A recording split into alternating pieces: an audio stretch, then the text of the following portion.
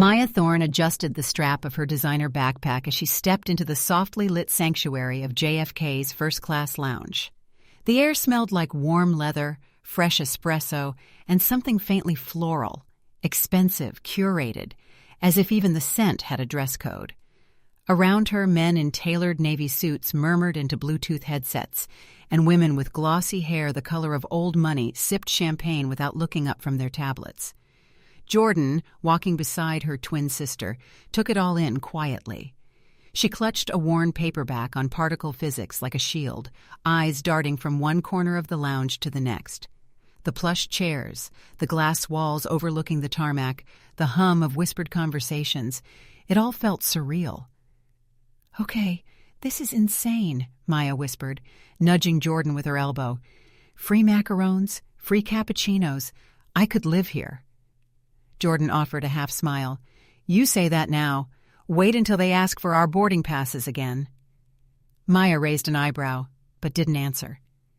They both knew what Jordan meant. 2 16-year-old black girls in a space like this?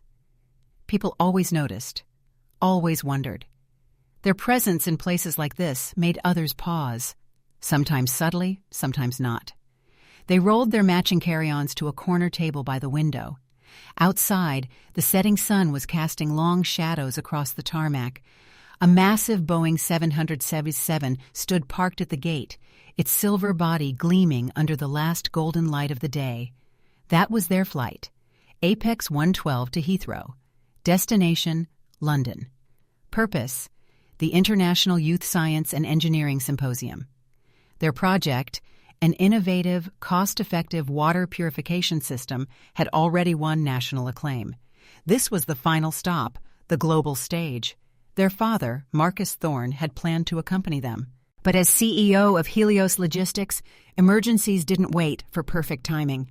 When a high-stakes merger deal began to unravel 2 days before the flight, Marcus stayed behind, reluctantly, but he made sure his daughters didn't travel anything less than first class. "You've earned this," he'd said during their last call, his voice soft but proud. "Travel in comfort. Go make me proud. I'll see you in London in 2 days." Maya had ended the call with her usual confidence, flashing her dad a grin over FaceTime.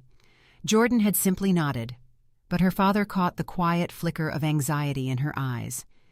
Now, seated in buttery leather armchairs that cradled their bodies like luxury cars, the girls waited for their boarding call. Maya flipped through the in-flight dining menu with delight. "Okay, tell me I'm not dreaming. They have duck confit and chocolate mousse. You want to split both?" Jordan didn't answer right away. Her eyes were fixed on a woman across the room. Blonde bob, Hermes scarf, sharp eyes. The woman glanced at them, then did a subtle double-take. Not hostile, just surprised. The kind of glance that said, "You sure you belong here?" "They're staring again," Jordan muttered. Maya followed her sister's gaze, then rolled her eyes. "Let them stare. We earned this. They can Google us if they want." But Jordan's shoulders remained tense. In the far corner of the lounge, a man in his 50s with salt and pepper hair adjusted his cufflinks and stared openly. His brows furrowed as he leaned over to whisper something to a woman beside him. The woman turned, looked at the twins, then looked away, expression unreadable. Maya saw it too. "You know what? Never mind. No splitting. I'm ordering both entrees." Jordan gave her sister a tired smile but said nothing. Their phones buzzed at the same time. A soft chime signaled the boarding call. "Apex Airlines Flight 112 to London Heathrow, now boarding. First-class passengers are invited to board at gate C34. Maya stood, stretching slightly. "Let's do this." Jordan followed, her steps slower, quieter. As they approached the gate, other first-class passengers merged behind them. A couple in business attire chatted about a hedge fund. A woman in a Chanel tracksuit juggled a designer purse and her boarding pass with polished nails. The gate agent, a tall man with a practiced smile, scanned Maya's phone. "Welcome aboard, ladies," he said politely, almost surprised. Maya nodded. "Thank you." As they walked down the jet bridge, the air changed, less filtered, more metallic. That liminal space before the sky. Jordan whispered, "You think anyone else from the symposium is flying this route?" "Doubt it," Maya replied. "Not many of them got first class, remember?" Jordan nodded. "Right." The flight attendant at the aircraft door was a woman in her late 40s, blonde, tight bun, pale blue eyes that didn't blink much. Her name tag read Beatrice Peters. Her smile was thin, practiced. It didn't reach her eyes. "Welcome aboard," she said, her tone clipped but polite. Her eyes scanned them, then paused for half a beat longer than necessary on their faces. Her gaze dropped to the phone Maya held out with the boarding passes. "First class is this way," Beatrice said, gesturing with a slight flick of her wrist. Her voice carried a microscopic lift, like she was correcting a mistake that hadn't been made. Maya caught it. So did Jordan. They walked in silence to seats 1A and 1B, right at the front.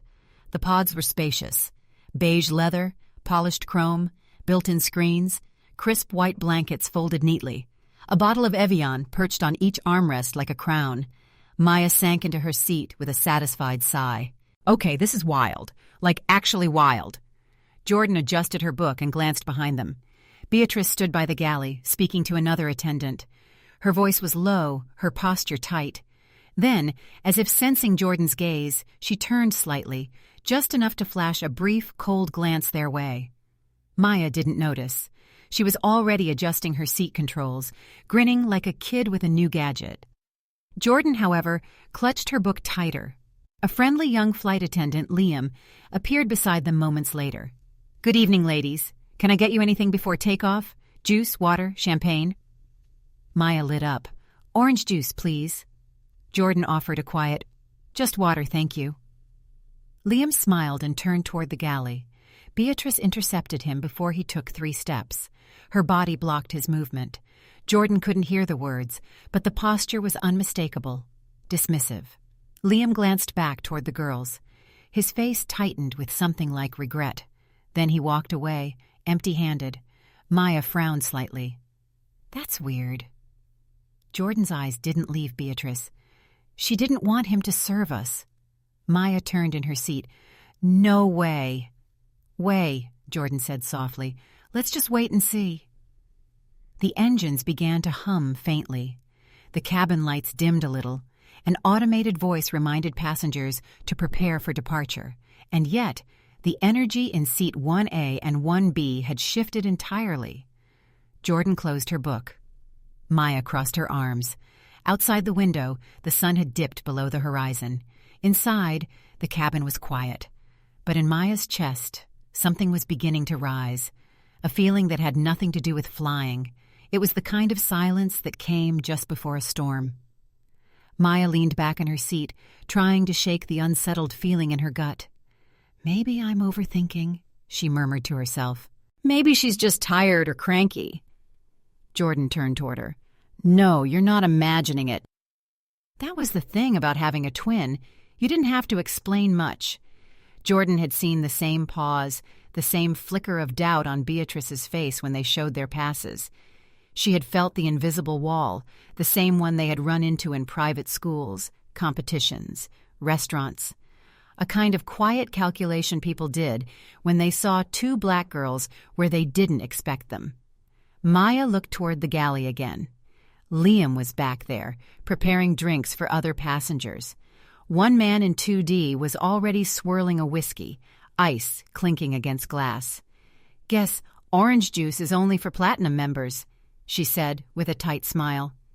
Jordan stayed quiet. Her stomach was tight, not with hunger, but with the familiar coil of being watched, judged.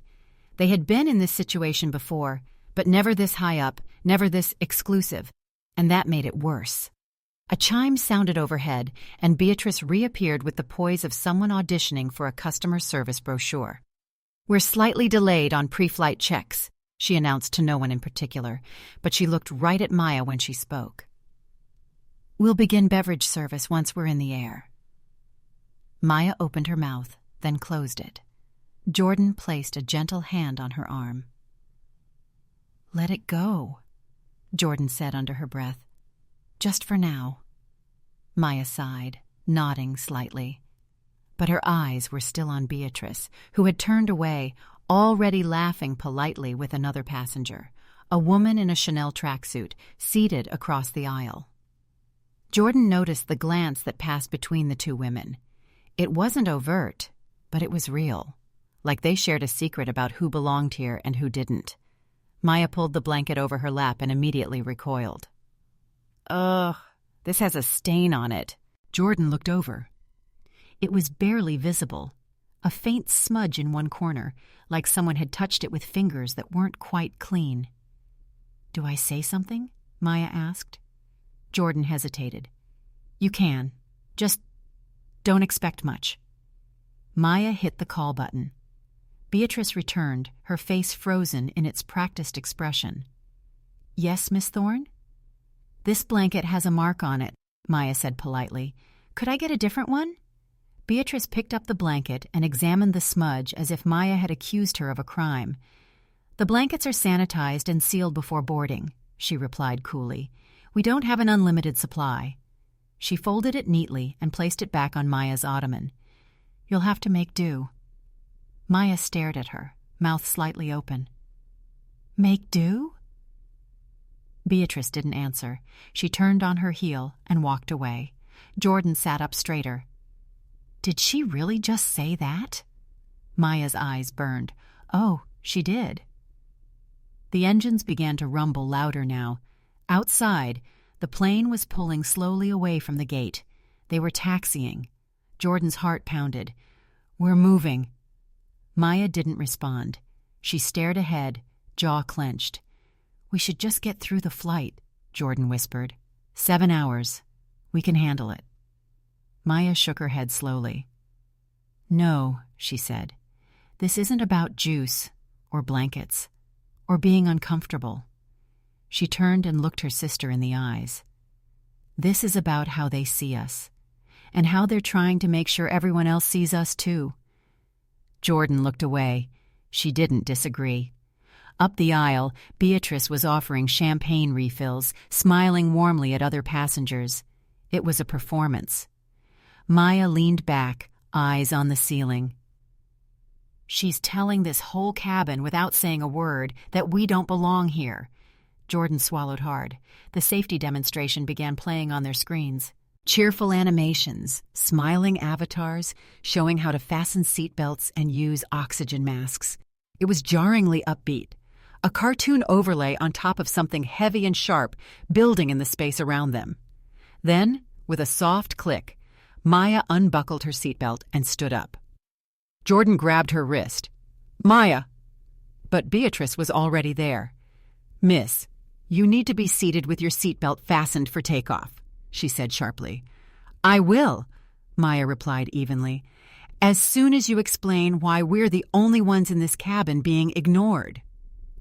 The words hung in the air like smoke. The businessman in 2D peeked around his newspaper. Mrs. Coington leaned forward, intrigued. Beatrice blinked. "I've already explained. We're behind schedule." "No," Maya cut her off. "You served everyone else. You denied us a drink. You refused a blanket. You've been ignoring us since we boarded, and I'd like to know why." Jordan stood slowly beside her sister. Her hands were trembling, but her voice, when it came, was steady. "We are in our assigned seats," she said. "We were not given anything for free. Our father paid for these tickets. We deserve the same treatment as every other passenger here." Beatrice's jaw tensed. "You're being disruptive." The plane came to a slow stop. The engines whined into a soft idle. Jordan whispered, "Maya, just sit down, please." But Maya wasn't looking at Beatrice anymore. She was pulling out her phone. Jordan froze. "Are you?" Maya nodded. "I'm calling Dad." Maya stood quietly, her phone in hand, her eyes locked on the woman in the tight bun. Jordan was beside her now, not quite touching but close enough to share the same breath.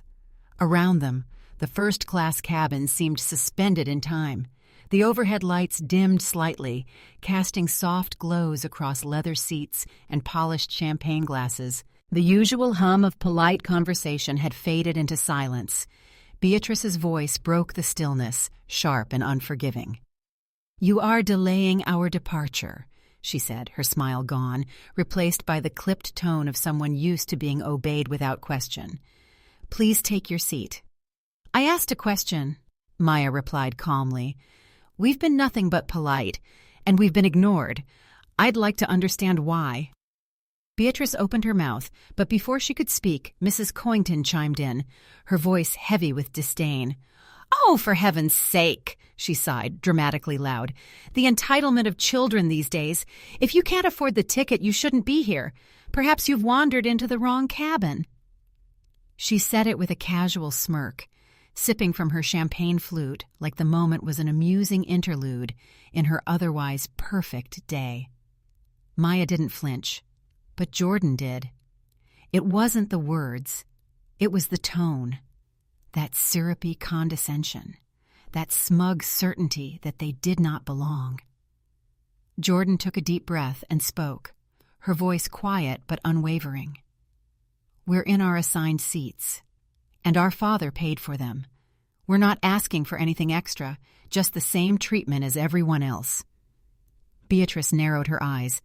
"You are being disruptive and aggressive. I will inform the captain and have you removed from the flight if this continues." The words hit hard, not because of the threat, but because of the way she said them, with such ease, as though removing two teenage girls from a plane over orange juice and a blanket was not only justified, but inevitable. For a moment, neither Maya nor Jordan could respond. The absurdity of it all, the injustice, rendered them speechless. Then a voice came from behind. "Now hold on a minute." Detal, the man in seat 2D, the one with the neatly folded Wall Street Journal and the calm, deliberate air of someone used to making decisions, lowered his newspaper and turned toward the aisle. "I've been sitting right here this whole time," he said, his voice even, measured. "These young ladies haven't raised their voices, haven't caused a scene. They asked for basic things, refreshments, a clean blanket, and they've been denied." Beatrice turned to him, visibly rattled. "Sir, this is a crew matter. Please stay out of it." "It became my matter," he replied, "when you began treating paying passengers like troublemakers. I'll be happy to share what I've seen with the captain." Beatrice's face flushed a deep, splotchy red. Her hands clenched at her sides. She turned without another word and marched down the aisle, disappearing into the cockpit. The plane, which had been inching along the taxiway, came to a slow, complete stop. The engines quieted into a low idle, as if they too were waiting for the next move. Mrs. Coington leaned back with a theatrical huff. "They should be arrested, trying to scam their way into first class. Their kind always does." The phrase hit like a slap. Jordan froze. Maya reached for her sister instinctively, placing a steadying hand on her arm. She could feel Jordan trembling.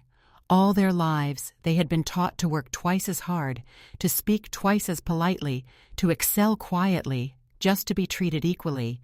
And here, in a cabin filled with privilege and polish, a stranger had reduced them to a slur with 4 words. Their kind always does. Jordan didn't cry, not quite, but her eyes were wet, her lips pressed into a hard, bloodless line. Maya's voice was quiet, almost too quiet to hear. "This isn't about orange juice." Jordan nodded, her voice barely a whisper. "I know." Maya looked at her phone. Her father's contact stared back at her. A smiling photo of Marcus Thorne, arms crossed, suit crisp, standing in front of the Helios Logistics headquarters. A man who had built an empire with precision and fire. A man who always said, "If something ever doesn't feel right, call me." Jordan saw her hesitation. "Don't," she whispered. "He's busy. He's got a merger falling apart." Maya shook her head. "The plane's not moving." She was right, and she pressed the call button. 1 ring, 2. Then his voice, calm and curious, came through. "Maya? You should be in the air. What's wrong?" She took a breath. "Dad, we have a problem." Across the city, in a gleaming office high above Manhattan, Marcus Thorne sat upright in his leather chair. Behind him, the skyline glittered. In front of him, his daughter's voice trembled, not with fear, but with fury. He didn't speak for several seconds. Then slowly he turned in his chair and pressed the intercom. "Jessica, get me David Lell." His executive assistant didn't ask why. She knew that tone. She knew it meant something was on fire. Back on the plane, Maya and Jordan sat again. Quiet, still, phones away. Liam, the young attendant, came over with tentative steps. "Are you two okay?" he asked softly. Jordan nodded. Maya looked straight ahead. They were following their father's instructions now. "Don't talk to her. Don't respond to anyone. Just sit." The plane stayed still. The captain's voice came on, clipped but professional. "Ladies and gentlemen, we're holding for a moment. Cabin crew, please report to the flight deck." Beatrice passed them again, a bitter twist to her mouth. "You've delayed an international flight," she muttered under her breath. Maya didn't answer. Then something strange happened. The engines powered down. The plane began turning, not toward the runway, but back toward the terminal. First-class passengers looked around, confused. A few economy passengers glanced out the window and exchanged murmurs. They were going the wrong way. Jordan exhaled. "They're turning back," she said, stunned. Beatrice looked as if someone had pulled the floor out from under her. Beatrice stood frozen near the galley, eyes darting toward the cockpit, then back toward the twins. Her confusion quickly twisted into disbelief. This wasn't how it was supposed to go. She had expected compliance, maybe even fear. Not this eerie calm from two girls barely old enough to drive. The overhead speaker chimed again. "Ladies and gentlemen, due to an unforeseen customer service issue that needs to be resolved on the ground, we are returning to gate C-34. Please remain seated. Cabin crew, prepare for arrival." The phrasing was corporate speak, bland and clinical, but its weight landed like a thunderclap in the cabin. The whispers began almost immediately. Phones flicked on, heads turned. A few passengers were now openly watching Maya and Jordan. The girls didn't move. Jordan stared straight ahead, blinking slowly, breathing deep. Maya clasped her hands tightly in her lap, her jaw clenched. They were doing exactly what their father said. Nothing. A few rows behind them, Mr. Albright folded his paper and muttered to himself, "Well, this'll be something." Beatrice paced at the galley, fidgeting with her name badge, lips pressed in a hard line. Across the aisle, Mrs. Coington smirked. "They'll probably just remove them," she said loudly enough for others to hear. "Security'll come on and sort it out." A young man in 3A glanced at her, disgust flickering across his face, but he said nothing. Within minutes, the aircraft docked at the gate again. The usual bustle of arrival was absent. No gate agent stepped on. Instead, the cabin door opened slowly, and through it stepped a man in a dark, expensive suit. Behind him were two uniformed airport security officers. His face glistened slightly, sweating, flushed, but composed. He carried a leather briefcase and a badge clipped discreetly inside his jacket. David Lell, Senior Vice President of Corporate Accounts for Apex Airlines. His eyes swept the cabin with a practiced urgency until they landed on 1A and 1B, the girls. Then he saw Beatrice, and his entire face changed. He moved down the aisle without a word to the passengers, crouched in front of the twin seats, and offered a tight, measured smile. "Miss Maya Thorne, Miss Jordan Thorne," he began, loud enough for the entire cabin to hear. "On behalf of Apex Airlines and every one of our employees, I want to extend my deepest and most sincere apologies for the treatment you've experienced tonight." Maya blinked, unsure whether she was allowed to speak. Jordan just nodded faintly. Then David stood up and turned to Beatrice. "Beatrice Peters," he said sharply, "and you, madam." His eyes landed on Mrs. Coington. "Please gather your belongings. You'll be leaving the aircraft immediately." Gasps rippled through the cabin. Beatrice's mouth opened. "Mr. Lell, I don't understand. They were—" "You do understand," he said. His voice wasn't raised, but it had the force of a gavel. "You targeted and humiliated 2 minors, daughters of one of our most important corporate partners. You caused an incident that grounded an international flight. You did not follow protocol. You followed prejudice, and your employment with Apex Airlines ends now." One of the security officers stepped forward. Beatrice's shoulders slumped, her professional mask cracked, her eyes wide, mouth trembling. "I was doing my job." "No," David replied. "You were doing damage. Please don't make this worse than it already is."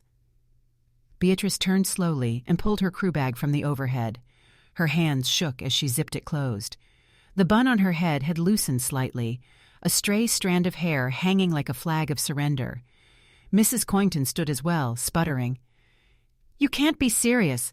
I did nothing wrong. I was defending your staff." "You involved yourself," David said evenly, "and verbally harassed other passengers. That's grounds for removal. The captain agrees." "You'll hear from my lawyers. My husband is Jonathan Coington. He sits on the board of a—" "I'm aware," David cut in coldly. "You can take that up with him. For now, you're off this flight." With one last huff, Mrs. Coington snatched her purse and followed Beatrice off the plane, red-faced and muttering. The silence that followed was absolute. Only the faint sound of the jet bridge creaking beneath them filled the air. David turned back to the girls, his voice softened.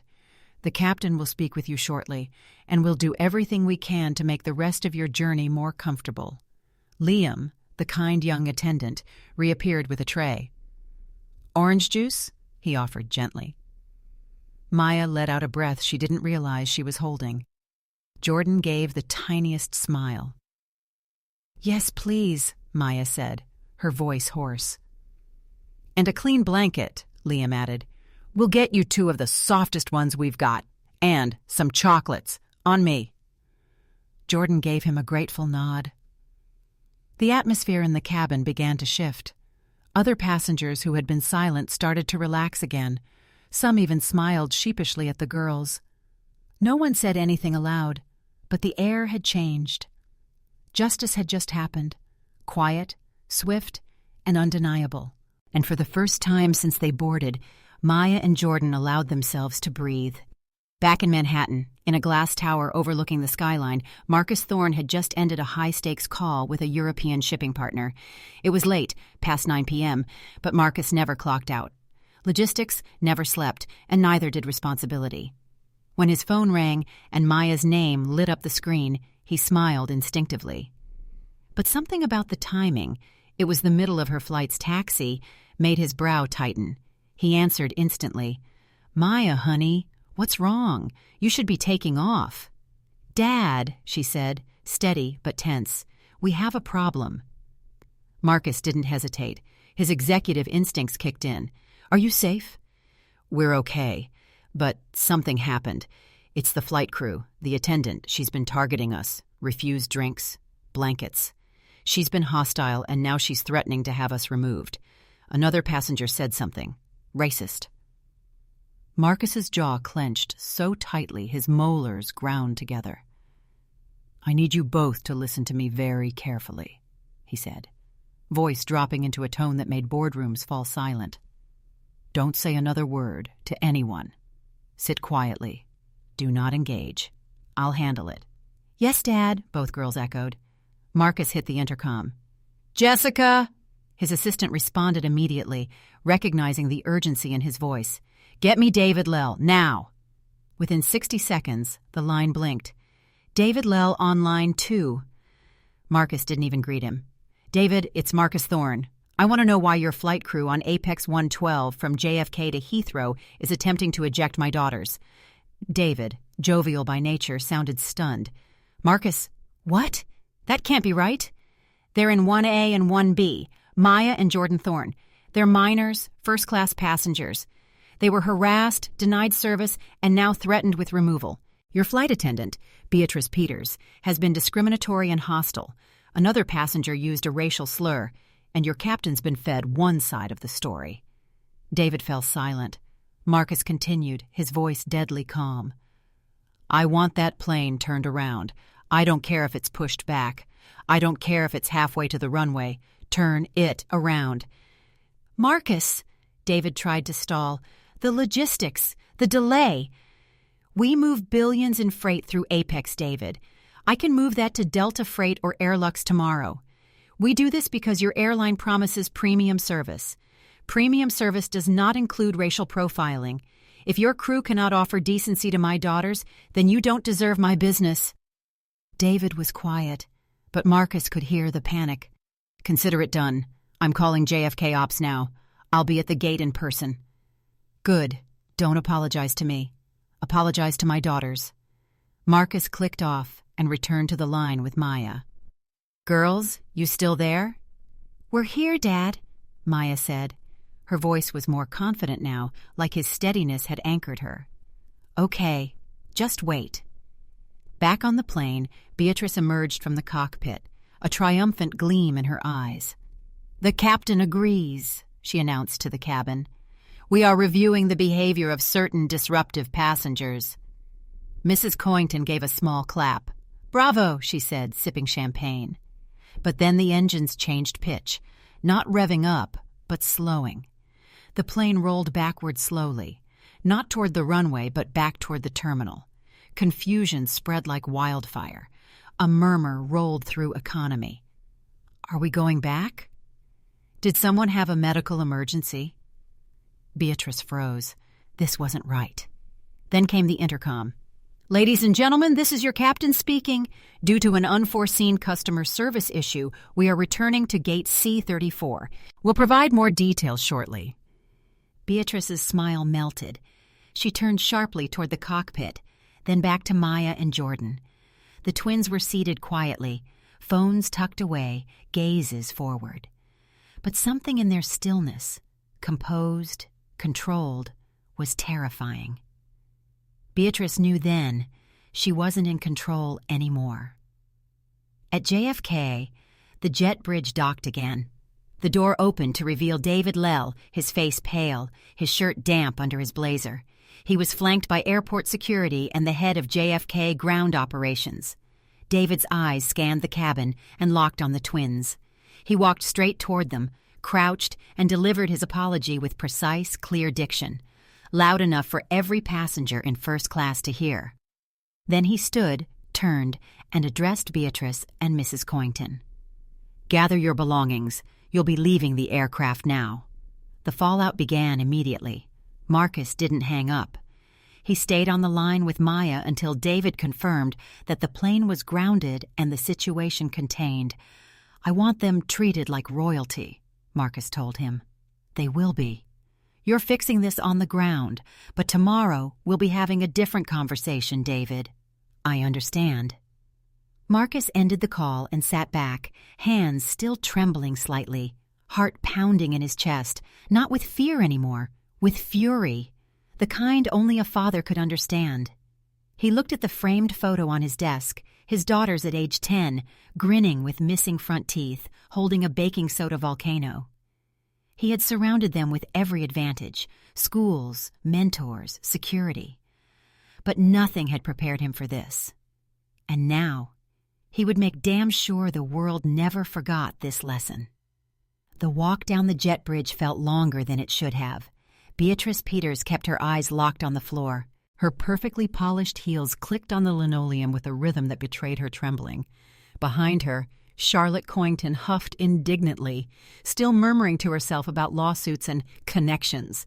But there were no allies left, not among the passengers, not among the crew, not even among the airline brass. Waiting at the end of the jet bridge was a man in a dark suit, arms folded, flanked by 2 security personnel and a woman with a clipboard from HR.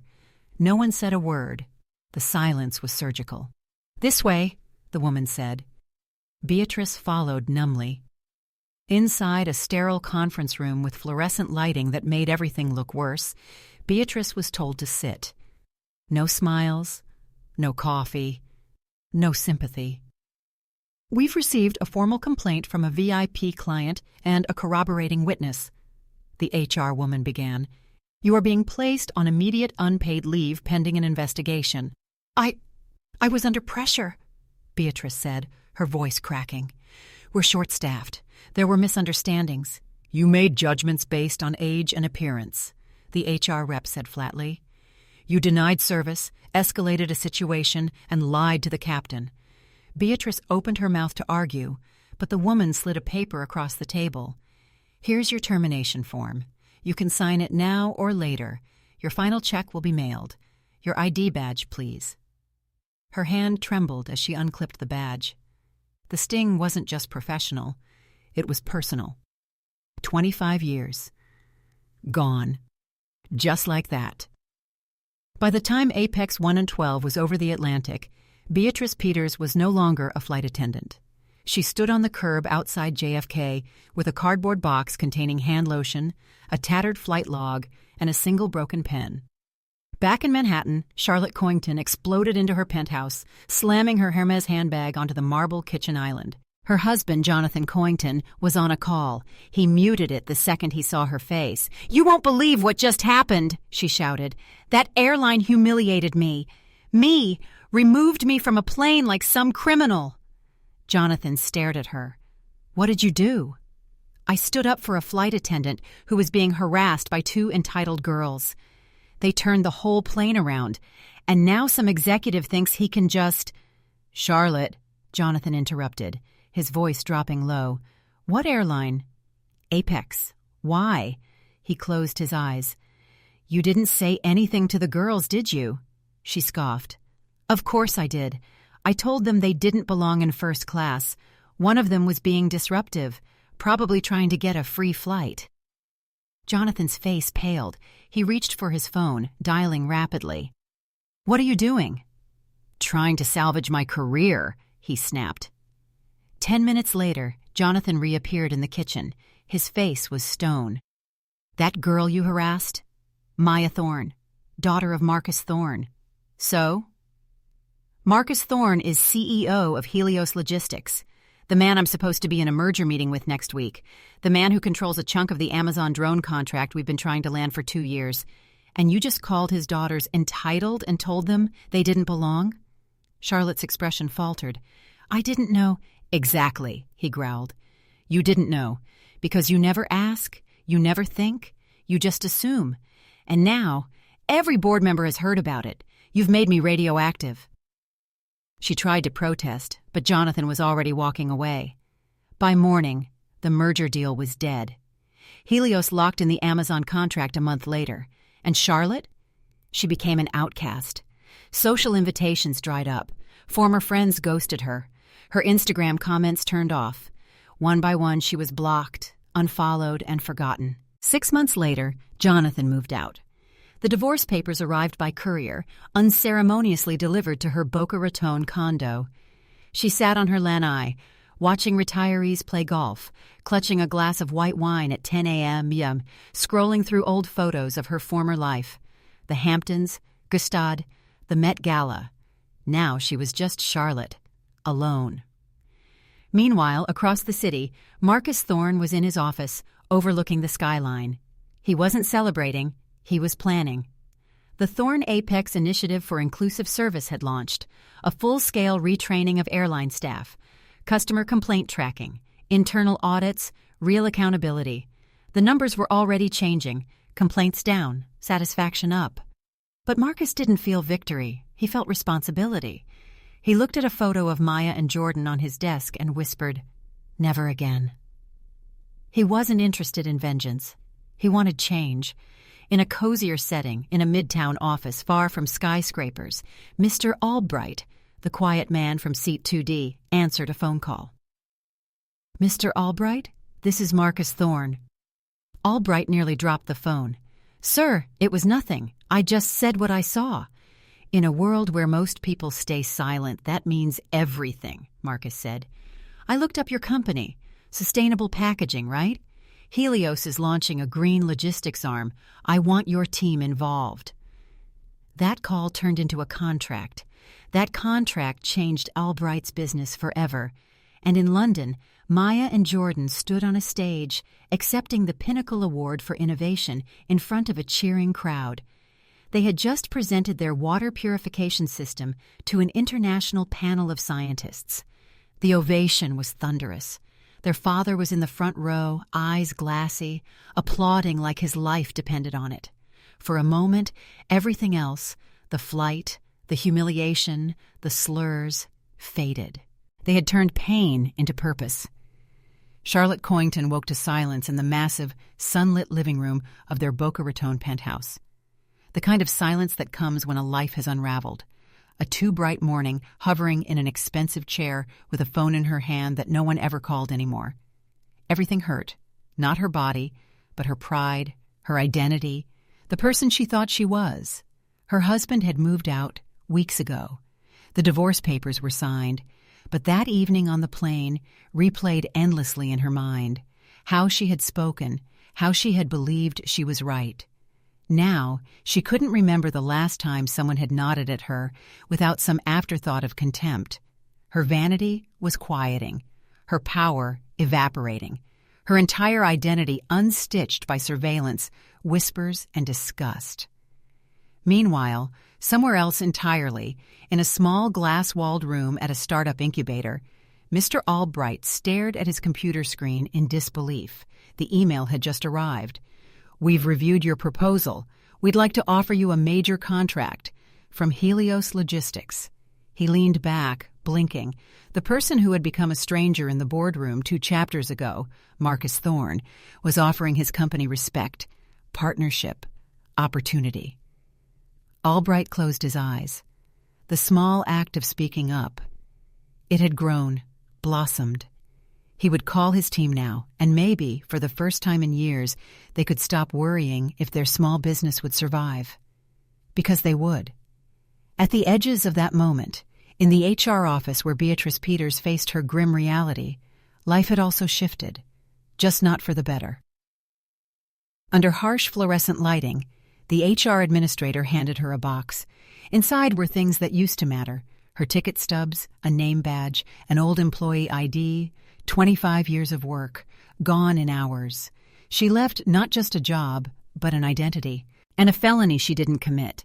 She caught a cab, the city lights passing in a blur. She didn't cry. She couldn't. But the ache was there, in her throat, behind her eyes, a chasm created by her own choices.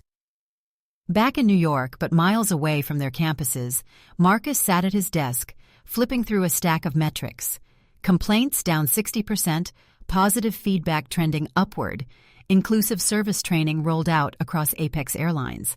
He poured himself a late-night coffee, stared at the photo of Maya and Jordan on his desk, 2 laughing 10-year-olds holding a science fair volcano smeared with baking soda and food coloring. He hadn't been on that flight, but he felt everything it represented. And this initiative wasn't corporate theater, it was atonement. He rubbed his eyes and leaned back. Never again. Somewhere in Cambridge, Massachusetts, 2 sisters, fresh off their triumphant presentation at the Youth Science Symposium, examined the slow burn of symptoms that followed their victory. Jordan scrolled through her tablet in her dorm room, jaw tight. A GoFundMe link for a black family removed from a flight. No wealthy father. No plane groundings. No public apology. Just a plea circulating online, likely to fade with the next trending story. "It's not fair," she whispered. Maya didn't look up from her thesis notes. "We were lucky," she said quietly.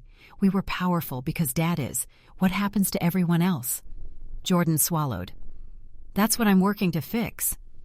It was Jordan's idea. Her spark of rebellion turned compassion, that her thesis would focus on building AI systems without implicit bias. Algorithms that wouldn't see race, gender, socioeconomic status, that wouldn't treat someone as other. In her head, code became justice. On the corporate front, Marcus had quietly arranged for Maya and Jordan to assist in shaping a scholarship fund, the Thorne Apex Fellowship for Youth Innovators, to support students, especially students of color, going to STEM events they couldn't afford. Maya, newly emboldened, found herself drafting emails to schools, designing flyers, choosing the messaging. The power of her father's name no longer felt like a crutch. It felt like a responsibility. Meanwhile, Charlotte Coington looked out over her manicured balcony, thinking of two girls she'd never seen, fighting for dignity in thin-veiled horror. She reserved a glass of Merlot, but it tasted like ash. Neighbors in her condo complex didn't care if she used to be someone at gala auctions. They watched old soap operas, traded recipes, swapped stories of grandchildren. When she tried to reference her old life, they smiled politely, eyes glazing. Her former identity shriveled, replaced now by a frightening transparency, and with it came a loneliness that clung like moss. 30 minutes later, at the MIT lab, Jordan tested a neural network's output on facial recognition and sensed something: anxiety, fear, hope, coded into the probabilities. This mattered. This connection between code and empathy felt holy. Her thesis required endless late nights, coffee in empty lecture halls, scribbled formulas. Maya, her sister, her silent anchor, would show up at 3 a.m. with Chinese takeout, whisper jokes about helium water molecules, make Jordan smile when exhaustion made her want to quit.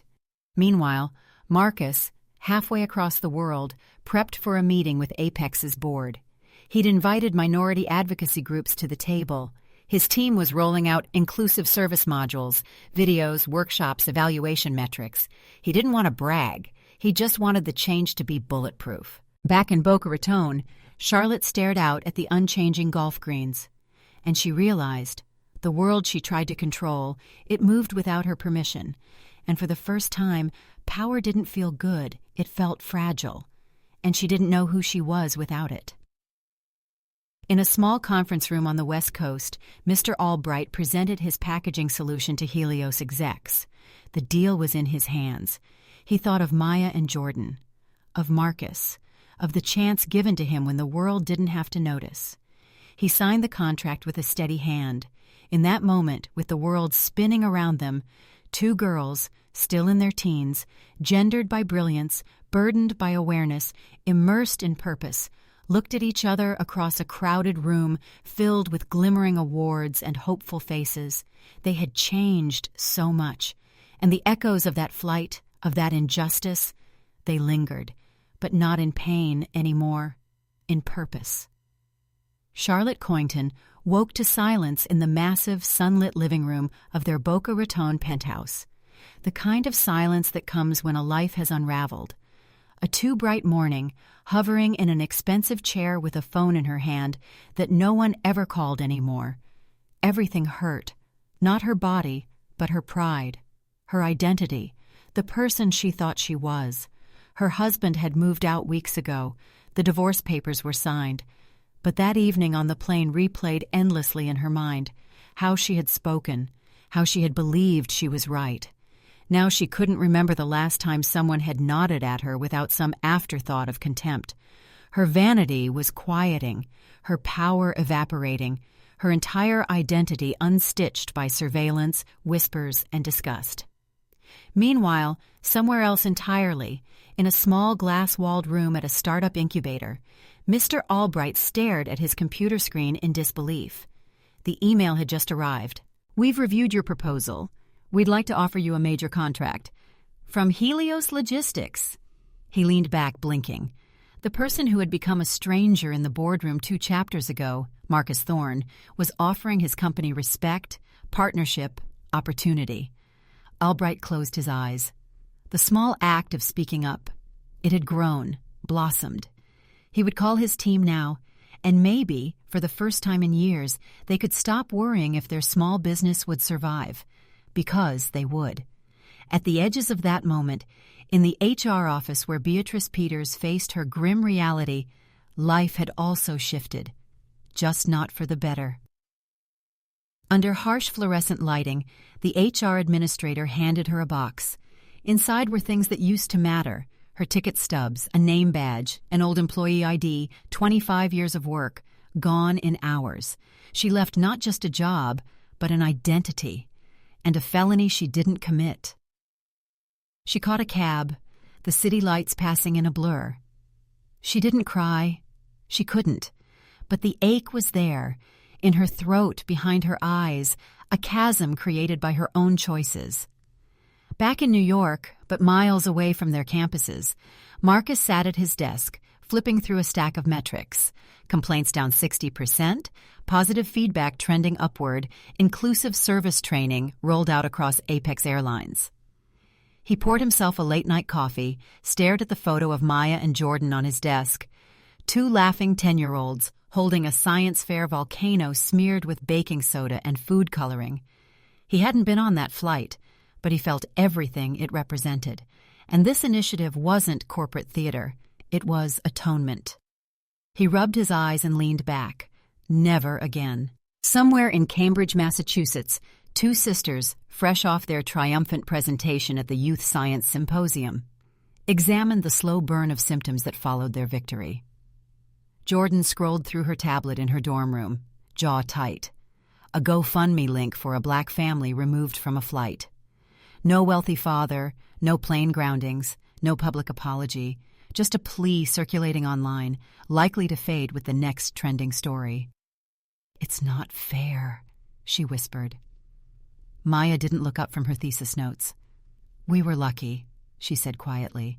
"We were powerful. Because Dad is. What happens to everyone else?" Jordan swallowed. "That's what I'm working to fix." It was Jordan's idea. Her spark of rebellion turned compassion, that her thesis would focus on building AI systems without implicit bias, algorithms that wouldn't see race, gender, socioeconomic status, that wouldn't treat someone as other. In her head, code became justice. On the corporate front, Marcus had quietly arranged for Maya and Jordan to assist in shaping a scholarship fund, the Thorn Apex Fellowship for Youth Innovators, to support students, especially students of color, going to STEM events they couldn't afford. Maya, newly emboldened, found herself drafting emails to schools, designing flyers, choosing the messaging. The power of her father's name no longer felt like a crutch. It felt like a responsibility. Meanwhile, Charlotte Coington looked out over her manicured balcony, thinking of two girls she'd never seen, fighting for dignity in thin-veiled horror. She reserved a glass of Merlot, but it tasted like ash. Neighbors in her condo complex didn't care if she used to be someone at gala auctions.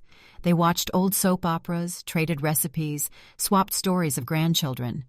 When she tried to reference her old life, they smiled politely, eyes glazing. Her former identity shriveled, replaced now by a frightening transparency, and with it came a loneliness that clung like moss. 30 minutes later, at the MIT lab, Jordan tested a neural network's output on facial recognition and sensed something: anxiety, fear, hope, coded into the probabilities. This mattered. This connection between code and empathy felt holy. Her thesis required endless late nights, coffee in empty lecture halls, scribbled formulas. Maya, her sister, her silent anchor, would show up at 3 a.m. with Chinese takeout, whisper jokes about helium water molecules, make Jordan smile when exhaustion made her want to quit. Meanwhile, Marcus, halfway across the world, prepped for a meeting with Apex's board. He'd invited minority advocacy groups to the table. His team was rolling out inclusive service modules, videos, workshops, evaluation metrics. He didn't want to brag. He just wanted the change to be bulletproof.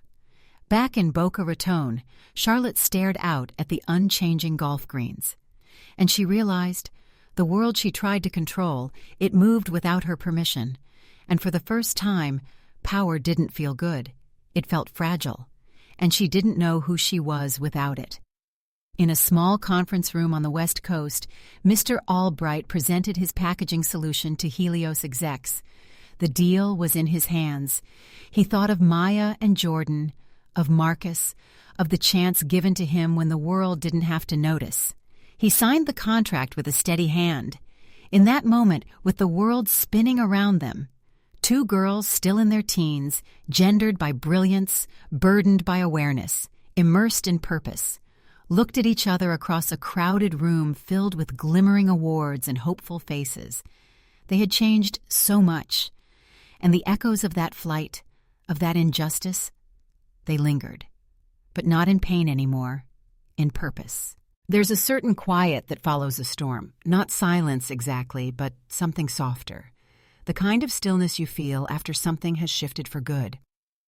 That's the feeling I get when I think back to the journey of Maya and Jordan Thorne, two young women, brilliant, poised, and entirely unassuming, stepped into a first-class cabin and unknowingly ignited a reckoning far greater than themselves. What began with a simple ask for orange juice ended in a lesson written not just in airline policy, but in the hearts of an entire industry. And perhaps more importantly, in the hearts of a generation learning to navigate a world that too often judges by the surface. If there's one thing this story reminds us, it's this: dignity is not a luxury. For the Black community, maintaining grace in the face of disregard has long been a quiet revolution. But the Thorne sisters taught us something timeless, that the real measure of strength is found in how we rise, not how we retaliate. They did not demand justice with fists or fury, but with clarity, poise, and the unshakable belief that they belonged. That belief became the turning point, not just for themselves, but for those watching from every corner of the Black community. It's easy, in a world driven by appearances and speed, to make snap judgments, to decide who belongs and who doesn't based on clothes, youth, or color. But we forget, truth and justice often come wrapped in the very forms we least expect, like a quiet protest at 30,000 feet, like a phone call to a father who listens, like two Black girls with brilliance in their veins and courage in their spine. And so, the lesson remains: hold your ground with dignity and heart, not just to reclaim your place, but to reshape the room for someone else. Because what the Thorne family did was more than defend their own. They created space for every child in the Black community who has ever been told, even subtly, "You don't belong here." Much like a candle in a distant window, one small act of kindness or defiance can guide us through the darkest corridors of injustice. So tonight, maybe pause a moment, sit with this story. Think of the times you've been underestimated, or when you might have done the underestimating. If this story touched you, consider passing it along. You never know who might be out there, needing a little warmth, a little truth, a little reminder that they matter. After all, we're all just passengers on the same flight, each carrying stories the world might not yet understand.